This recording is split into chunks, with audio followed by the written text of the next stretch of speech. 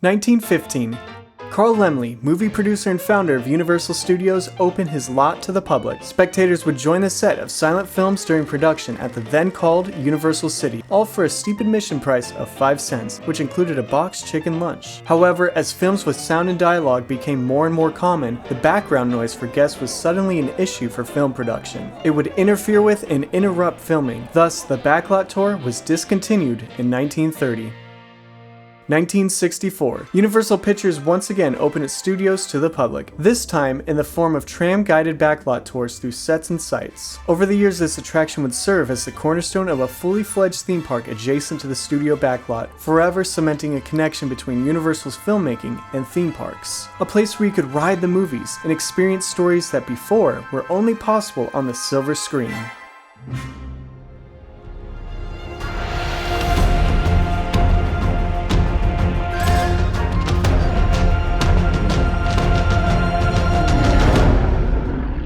(1931). Meet exotic filmmaker Marion C. Cooper. He traveled to foreign countries on expeditions to make films, documenting other worlds. His adventures, however, were never as wild as the one he would encounter next. One night, Cooper woke up from a sleep and immediately had to document his larger-than-life dream, a giant gorilla wreaking havoc on a bustling New York City. From the tropics to the concrete jungle, this was an idea bigger than any dream Cooper had before. A story like this seems to write itself, as if it's always been. The idea, the events, they fall into place. Marion C. Cooper would collaborate with writer Edgar Wallace, preparing this dream-inspired story for his next film. Cooper had pitched the stories to studios such as Paramount and MGM, but production companies were picky during that time as the United States was in the early years of the Great Depression. The script was eventually picked up by Radio Pictures, also known as RKO. They had released notable movies such as Citizen Kane and The Jazz Singer, the first feature-length film with dialogue. Now, the production company had a bigger story to tell.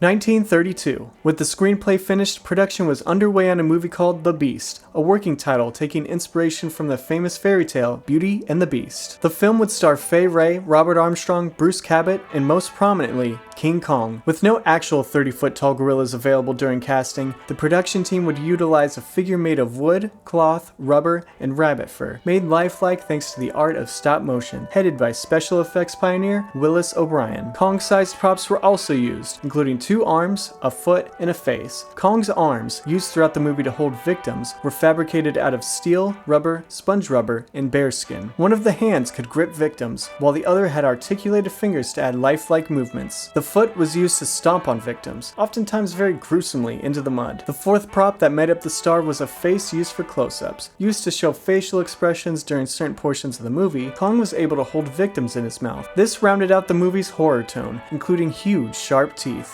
Skull Island, the treacherous abode of King Kong, was made possible by paintings and projections in addition to set pieces. When actors and stop-motion figures were on screen at the same time, mirrors were craftily utilized to bring the scene together. As production went on, the monster and his island were brought to life. The movie would soon be ready for audiences. 1933. The special effects were done. The soundtrack, which was the first for a full-length talkie, was complete. The film was ready. More importantly, the world would soon be introduced to a never-before-seen nightmare, one that would captivate, horrify, and amaze. King Kong premiered in the newly opened Radio City Music Hall, which was the largest auditorium in the world, and also premiered at RKO's nearby theater. Combined, the 2 venues had a capacity of about 10,000 people. Even then, the first 10 shows were sold out. King Kong was already a record breaker, surpassing as the highest attended indoor event at the time. Audiences were in for an otherworldly story. Marion C. Cooper would shape the plot by combining his reality as an exotic director with his dream of a gorilla in New York City. The movie starts off with filmmaker Carl Denham, known for his jungle movies, set to embark on a ship to a new filming location, but he's missing a lead girl for the movie. He rushes into the city to find someone ready to take the job, and that's how he meets Ann Darrow, a young woman down on her luck who is now promised the adventure of a lifetime. She agrees. They and the crew board the ship, and the journey they can never come back from begins. Headed toward Indonesia, the crew is still unsure exactly where their destination is. Denham eventually reveals they're en route to Skull Island, an island not found on an everyday map, a place he'll record footage you can't get anywhere else. He tells the crew about something on the island that's, quote, neither beast nor man, something monstrous, all-powerful, still living, still holding that island in a grip of deadly fear, unquote. They're all instantly enthralled when they arrive on Skull Island, stumbling upon upon the natives performing a sacrificial ritual as they prepare to offer a woman to whatever is on the other side of a centuries-old wall. Once the chief sees Anne, they stop the ceremony. They call her the Golden Woman, and she's the new subject for their sacrifice. The chief offers a trade, 6 of their women for Anne. Denham's crew declines, but that doesn't stop the natives, who later kidnap Anne. While the crew set off to rescue her, they catch their first glimpses of what they heard about in legend, King Kong. He grabs Anne and ventures deep into the jungle. The crew runs after Kong and Anne into the thick of Skull Island, depths that have been untouched by civilization and time. It's heaving with prehistoric and monstrous beasts, vicious dinosaurs around every turn. While some of the crew is lost in the dangers of the island, those who are left manage to rescue Anne. For Denham, this isn't enough. Greedy for fame and success, he then lures Kong to the shore where they throw gas bombs at him. Kong is sedated, captured, and brought back to New York City. Once a godlike king on an unknown remote island, Kong is now made a spectacle, the showpiece of a sold-out special event. He's live on stage, harnessed by chains. He's magnificent, worthy of 1,000 pictures. The press gathers to take pictures of him, but the bright flashes set Kong off. They continue snapping pictures, and Kong breaks free of his chains and escapes, running at will into New York City. Disaster. He wants his freedom back. He wants Anne back. Kong eventually recaptures her and retreats to where no one can stop him, the Empire State Building. He climbs the skyscraper and is truly on top of the world while Anne is trapped in Kong's grip, an ancient beast, king of the modern world. But not for long. Pilots are called in to shoot him down, played by director Marion C. Cooper himself, fitting as he's a 2-time World War Air Force veteran. Kong, weakened from the bullet wounds, gently lets go of Anne and falls to his death. When Carl Denham arrives to the scene, he comments on how Kong died. It wasn't the airplanes. It was beauty killed the beast. The movie was praised for its groundbreaking special effects and its journey that took viewers where no other film at the time dared to go. This not only instantly became one of the highest regarded horror movies ever made, but it was also the inspiration for spin-offs, rip-offs, and remakes. 1974. 40 years have passed since King Kong was first released. It was already a classic and a favorite to many, including Michael Eisner, then ABC executive who pitched a remake of King Kong to Paramount Pictures. Obtaining the film rights from the defunct RKO would not be easy. It may have been the most grueling part of the process. No summary of these events could capture how complicated, extensive, and frustrating it was, but Paramount eventually gained the film rights and production was set into motion. Meryl Streep and Barbra Streisand were targeted to play the lead role, but acting rookie Jessica Lange eventually got the part. She starred alongside Jeff Bridges, Charles Grodin, and of course, once again, King Kong. With movie magic now much more advanced than in Hollywood's golden era, this iteration would be more realistic, more technologically advanced, and more horrific. Jaws was set to shock the world in 1975, but this was King Kong. Using modern technology, Paramount developed a Kong-sized mechanical ape, costing about $1.7 million, which is estimated around $8 million in 2020, accounting for inflation. Optimistic engineers began work on an impressively lifelike 40-foot-tall mechanical Kong, able to walk around set, move its arms, and have detailed expressions like wiggling its ears. Except it didn't go as planned. The animatronic would prove to be too complicated, resulting in a stiff, unconvincing figure, eventually proving to be essentially useless. In the final cut of the movie, the mechanical Kong appeared in some long shots, amounting to a total of only a few seconds. Rushed alternatives were utilized for the majority of Kong's scenes, including an actor in an elaborate suit for full body shots, and 2 mechanical arms used for close-ups. These Plan B Kongs were so rushed that those on the production team have admitted that 2 right hands were initially constructed on accident instead of 1 right hand and 1 left hand. The problems didn't stop there. The giant mechanical Kong leaked hydraulic fluid on a set in front of a large crowd of extras, but even that wasn't the worst of it. The mechanical arms would result in numerous incidents that put people in danger. Jessica Lange even said she sustained 10 months of bruising from the tight grip of the mechanism, causing her to scream in pain during production. Regardless, the film eventually came to fruition, and the world was soon to be reintroduced to King Kong.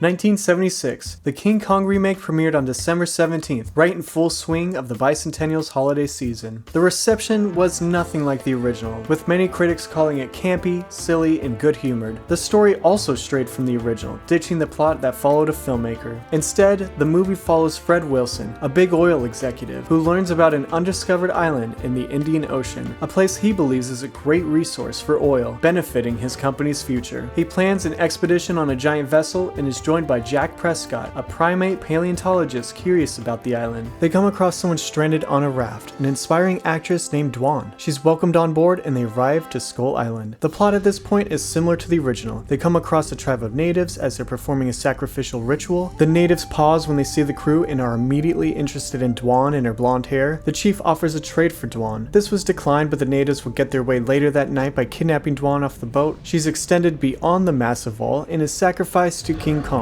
who takes her to the depths of Skull Island. The crew follows to save Dwan. While this version of Skull Island isn't home to dinosaurs, there are monstrously large animals throughout the island. Many sequences on the island play out similarly to the 1933 version, with the crew rescuing Dwan and capturing Kong. The big oil executive, Wilson, plans to use Kong to promote his company. In a scene unique to this version, Kong is shown on the boat, conscious and irritated. Dwan charms him and calms him down as they make their way back to New York City, but this wouldn't be the last time his rage takes over. Kong is put on full display outside, chained in a cage. As reporters snap pictures of Kong, the flashes push him to break the chains and destroy the cage. Enraged, Kong starts walking around, crushing the fleeing public. Kidnapping Dwan once again, Kong makes his way for the Twin Towers, climbing to the roof where he's attacked by soldiers with flamethrowers. For his safety, he leaps to the North Tower to escape the attacks, but still, he's relentlessly fired at. Kong is down. Dwan reaches out and touches the weak and defeated beast as he slowly slips off the edge of the tower, falling to his death. Dwan is able to make it to the ground in time to say goodbye as Kong calmly takes his final breaths. This remake was doomed for issues from the start when a large portion of the budget was spent on a failed animatronic. It resulted in unconvincing special effects and a plot that veered from what worked in the first telling. While it didn't live up to the legacy of the original King Kong, this version of the movie would continue to inspire retellings of this classic story. 1984. The Studio Tram Tour at Universal Studios Hollywood has been a Southern California staple for 2 decades now. As a dynamic attraction, it consistently received additions. MCA Planning and Development, now known as Universal Creative, sought to make the attraction more exciting by bringing in a colossal horror icon, none other than King Kong, directly inspired by the relatively recent 1976 remake. This edition would be bigger, more ambitious, and more involved than any studio tour add-on before, requiring a brand new 2,600 square foot soundstage. To make this possible, Universal had to do what Paramount couldn't years earlier, build a Kong-sized animatronic, one that operated on a daily basis, rather than one designed to last for the duration of film production. Legendary Imagineer and engineer Bob Gurr, whose resume includes extensive work on Autopia, Haunted Mansion, People Mover, and Matterhorn bobsleds, designed a complex, 30-foot-tall, 7-ton Kong animatronic. This lifelike figure was capable of 29 separate functions and even had banana breath, bringing a full-size Kong to life for the first time ever. Construction on the animatronic would begin in late 1985, with an opening date set for a few months later. 1986. King Kong Encounter opened to the public as a part of the famed studio tour. The Kong portion of the attraction would start off with the tram entering a soundstage where they're put in the middle of Manhattan on the Brooklyn Bridge. Stopped in front of an apartment window, passengers could see a TV playing news coverage filmed in a helicopter. The report states that a giant ape is on the loose in the city. On the TV, the breaking news is interrupted when Kong attacks the helicopter, which then crashes right beside the tram. In an attempt to escape, the tram drives farther down the bridge only to be stopped by the source of all this havoc, King Kong. He's eye level with the passengers, surrounded by bridge cables he has destroyed. He rocks the bridge, and the tram pulls away and escapes the rampant Kong, but this wouldn't be the last we'd see of him and his terror up close and personal. Much more exciting plans were on the horizon. 1986 continued. Universal's parent company, MCA Inc., and North American movie industry company, Cineplex Odeon Corporation, announced their plans to open an entertainment and studio complex in Orlando, Florida. The destination would incorporate theme park elements such as shows, exhibits, and of course, rides. 1990.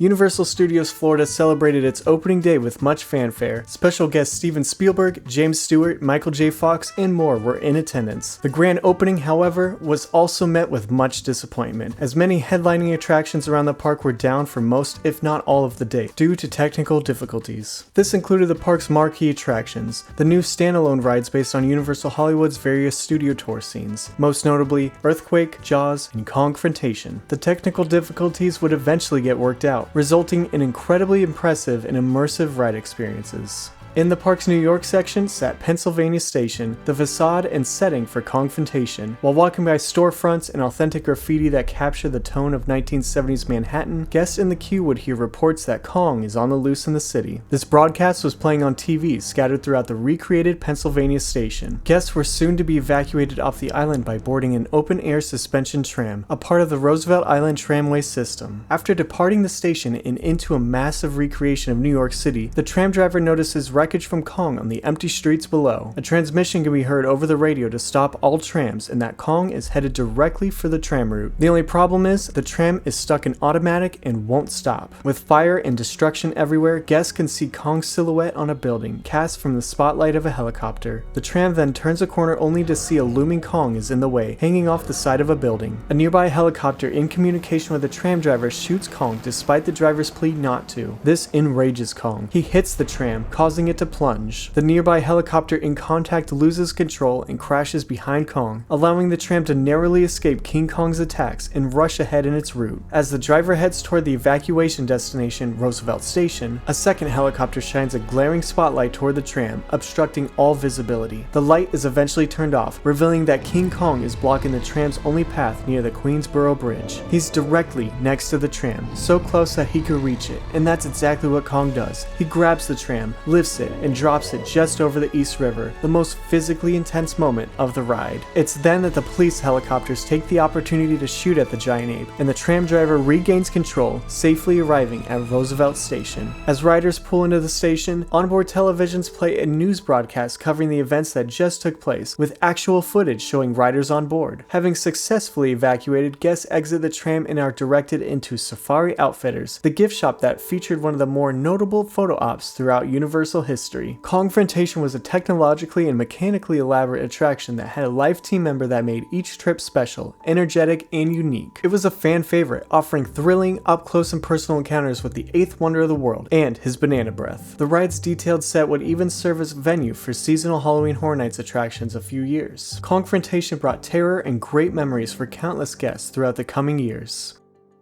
2002. Kongfrontation had been in steady operation for over a decade, but had experienced declining popularity. This opening day attraction was showing its age, especially when compared to the recently opened world-class rides at Islands of Adventure. It was unreliable, continually needing extensive maintenance, and required extra staffing with a live team member on each ride vehicle. Additionally, while the ride's animatronics and effects were impressive, the ride's pacing would cause Kongfrontation to be overshadowed by other attractions in the park. On a ride like Jaws, you couldn't see the shark until it lunged out of the water. This kept the story engaging, the moment tense, the ride exciting. You could see the animatronic ape well before you arrived next to it. There's no hiding a giant King Kong until the perfect moment. Although undoubtedly stunning and beloved, Kongfrontation did not have a bright future. Universal Orlando announced that Kong's reign would come to an end on September 8th, 2002, making way for a new indoor coaster based on the Mummy franchise. Despite the announcement, the ride had a devout following. This news was met with a few protests and numerous complaints. However, the final day of operation came as planned, and Universal hosted a small event for pass holders, offering a chance to say farewell to the esteemed beast. Fans held bananas to the sky in honor of this marvel of an attraction, and guests lucky enough to ride that day walked away with a commemorative gift. Kongfrontation was the first major Universal Studios Florida attraction to close, the beginning of an end for Universal's focus on writing the movies. Still, films would continue to inspire future attractions. 1990s. Universal had reached out to Peter Jackson after admiring his dedication and work on his upcoming 1996 film, The Frighteners. The production company had offered him to recreate Creature from the Black Lagoon, but soon found out about Jackson's obsession with another classic monster, King Kong. See, Jackson was brought to tears when he was 9 and first saw Marion C. Cooper's King Kong, obsessing over the film so much that he attempted to make a version of his own at the age of 12. That passion combined with his craft for filmmaking was exactly what Universal wanted and exactly what King Kong deserved. With King Kong now in the public domain, Universal offered for Jackson in 1995 to remake the movie. Even as a huge Kong fan, having been a memorabilia collector for years and having read numerous books on the topic, Jackson turned down the opportunity. Though he had second thoughts when he realized the movie would be made with or without him. He didn't want someone else to come in and make a terrible new version. As such a devout fan, Jackson wanted the movie to be done right. He reached back out to Universal and agreed to direct a film. This would would be the third retelling of King Kong, and it would also be the third unique take on the story. Jackson and his wife Fran Walsh started working on a script that followed the character Anne, who's now the daughter of a famed archaeologist. Digging through the ruins of Sumatra near Indonesia, where fictional director Carl Denham is filming his next movie. That's where they discover a hidden Kong statue and a map to Skull Island. Though a different take on the story, Universal approved the script and pre-production started with plans to begin filming by 1997 for a release date of summer 1998. Actors Kate Winslet, George Clooney, and Robert De Niro were all considered for roles. With progress starting on sets, CGI work, and other pre-production underway, Universal became worried with the movie's release, considering similar blockbusters such as Godzilla, Planet of the Apes, and Mighty Joe Young were to be released in the coming years. Universal dumped King Kong in early 1997, the same year filming were to start. All production came to a halt. With the King Kong project now abandoned, Peter Jackson then moved on to a future Lord of the Rings trilogy. 2003. During post-production of the third Lord of the Rings movie, Universal had once again reached out to now critically acclaimed director Peter Jackson in talks to restart the King Kong project. Once post-production wrapped up on Jackson's final Lord of the Rings movie, pre-production began, and King Kong was set to release during the winter of 2005.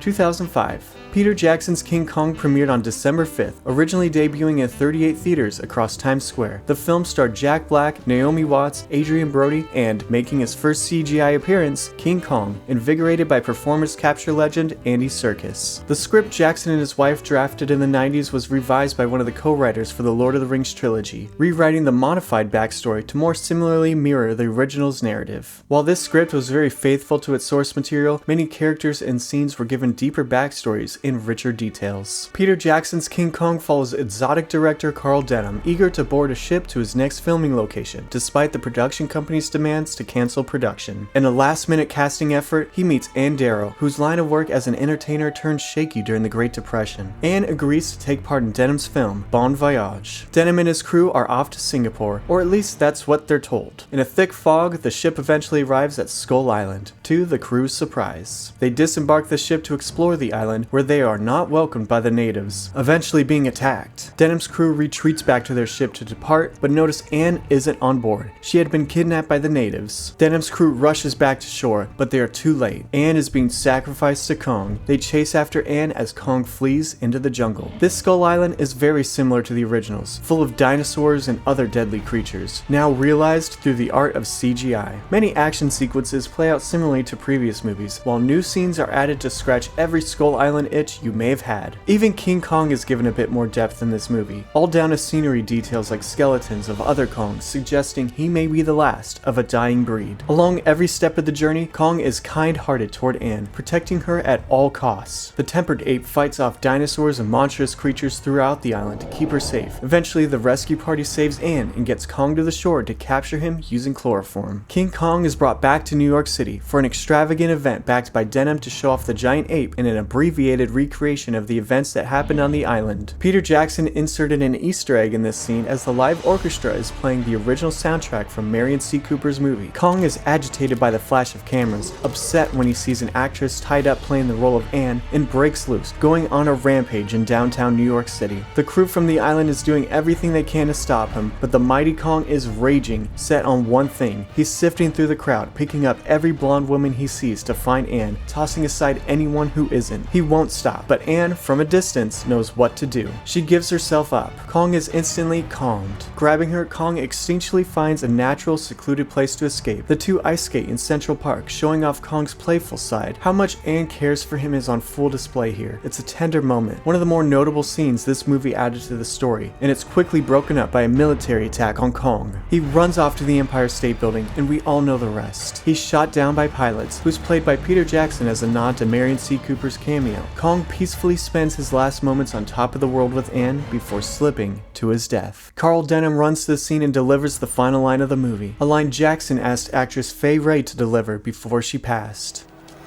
It was beauty killed the beast. Everything about this movie is more majestic, more detailed, more. The scenery is lush and vibrant, the tense moments are darker, the quiet moments are more contemplative, the action is intensified, the romance is more pronounced, everything is made more, including the runtime. And that's the biggest critique of this movie. Critics have praised Peter Jackson's King Kong for its beautiful cinematography and detailed storytelling, but critics can't ignore the movie's overdrawn sequences and unnecessary details. Aside from that and a few distracting CGI scenes, this movie is thought of as a great addition to the King Kong catalog.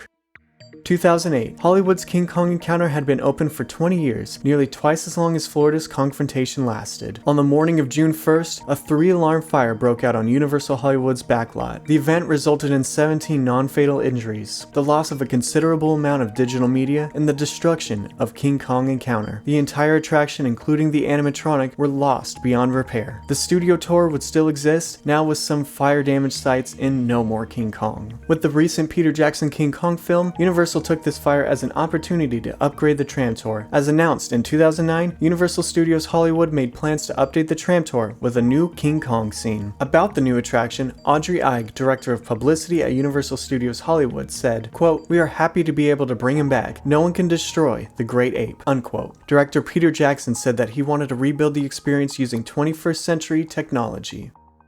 2010. King Kong 360 3D opened in the summer as a part of the tram tour at Universal Studios Hollywood. This attraction offers a full view of Skull Island by using a 360-degree screen-based tunnel, displaying action sequences from all angles, no matter where the rider sits or looks. This section of the tram tour begins by the tram driving by a freshly destroyed identical tram car, and then passing through a large wall from Skull Island as seen in Peter Jackson's 2005 film, adorned with skulls and other creepy decorations that yield warning to what's inside. A video plays on the tram's onboard TVs of Peter Jackson introducing the ride and welcoming everyone to Skull Island. Riders enter the deep jungle, immediately surrounded by V-Rexes that swarm the tram. You speed forward, simulated by a moving platform that the tram is parked on and air blowing on riders. Being chased and snapped at by the V-Rexes, the tram comes to a halt and is imminently put at risk of the savage dinosaurs. King Kong comes crashing through the ruins, making his grand entrance and immediately attacks a V-Rex. He huffs and puffs at riders and jumps over the tram, continuing the action on the left side, but danger still lurks on the right. Kong jumps to the other side, shaking the ride vehicle, and another tram pulls up alongside yours. The weight is too much, the ground beneath starts to crumble, and riders start to fall off a cliff, only to get tangled in a series of vines swinging near the snapping jaws of a V-Rex. Kong attacks, snapping vines, and catches your tram just before it drops to the ground. The mighty beast pounds his chest and gives one final battle cry. End scene. King Kong 360 3D is an impressive display of CGI special effects, and it was the first time theme park goers could see Kong in his natural habitat of Skull Island rather than New York City. He's also made the hero in his attraction, saving riders from vicious dinosaurs. Though the attraction won awards upon opening for being a first-of-its-kind 3D experience, longtime theme park fans missed the presence of an animatronic, especially one as big as Kong. Thankfully, Universal would get another opportunity to bring the great ape to life. 2015. When Universal's Islands of Adventure opened in the late 90s, it debuted with 2 expansion plots for future, to-be-determined attractions. One of these locations was where Harry Potter and the Forbidden Journey sits today. The second expansion plot was located in Jurassic Park near Toon Lagoon. There, construction began in 2015 on a new project with rumors pointing to a Jurassic World attraction, but Universal Creative had other plans. 2016. Universal announced that King Kong would return to the Orlando resort after a 10-plus year hiatus. Skull Island, Reign of Kong would come to Islands of Adventure, bringing the mighty beast back for the first time since Kongfrontation closed in 2002. The ride would be located in its own new land, or island as they're referred to in the park, and would open July of that year. Skull Island, Reign of Kong is a first-of-its-kind trackless dark ride with outdoor and indoor scenes, capturing the dismaying atmosphere of the island. The setting pulls you in at the beginning of the queue, which has an original soundtrack, 2 versions for daytime and nighttime. After passing through an intimidating stone entranceway modeled after Kong, the queue begins in a misty outdoor area that leads into dark caverns and caves used by the island's natives. Guests come across an ominous Charwoman animatronic. Upon opening, the queue had featured a scare actor who would interact with guests, making for a tense, on-edge experience. The queue ends up at a small exploration site from Eighth Wonder Expedition Company. This group gives tours of the island on 72 passenger buses guided by one of 5 animatronic drivers. Guests board, and the bus passes through an outdoor section as island natives chant Kong, Kong, Kong. The bus enters the famed gate, the point of no return. Immediately inside, riders can see a Kong skeleton and animatronic creatures before coming across another group of explorers, led by a character named Kate. This scene and the next few to come play out in 3D on a screen. As one of the explorers sets off a flare, they are swarmed by bat-like creatures. Kate is captured and taken away. As the bus pulls away to follow her, a distant Kong silhouette can be seen briefly. He's nearby. In the next scene, the creatures drop Kate into a swamp area. She's then attacked by a horde of monsters. She fights back by shooting them, splattering guts all over passengers. Kate is caught by a giant scorpion, and then the bus follows her into the middle of a vast jungle occupied by a pack of dinosaurs, including motion similar movements from the platform the bus is on. This scene is essentially beat for beat the same as King Kong 360 3D in Hollywood, with the exception of an expedition crew in a bus pulling up alongside you instead of a tram of tourists. Once Kong defeats the dinosaurs and saves the bus, he exits and the bus turns the corner. You're met by Kong. He's impressive, massive. His facial features are articulate. He snarls and gives off a thunderous roar. A monstrous finale. The bus pulls back into the caverns where passengers exit. Skull Island Reign of Kong takes ideas from the Hollywood version and expands greatly on them, adding a bit more of a backstory, a few more scenes, and impressive animatronics that make for a great payoff. The attraction has good rewritability, as each of the 5 drivers offer different commentary, spieling a slightly different take on what's going on depending on who's in the driver's seat. Fans of Orlando's Kongfrontation point out that Skull Island Reign of Kong is a bit lacking in physical sets, but the ride is still a great addition to Islands of Adventure, and a definite upgrade over an empty plot of land. A dream brought to life through movies. Stories made real at theme parks. Kong is such a towering character in stature and in popularity. There's no end in sight of his reign in cinemas, theme parks, and our hearts.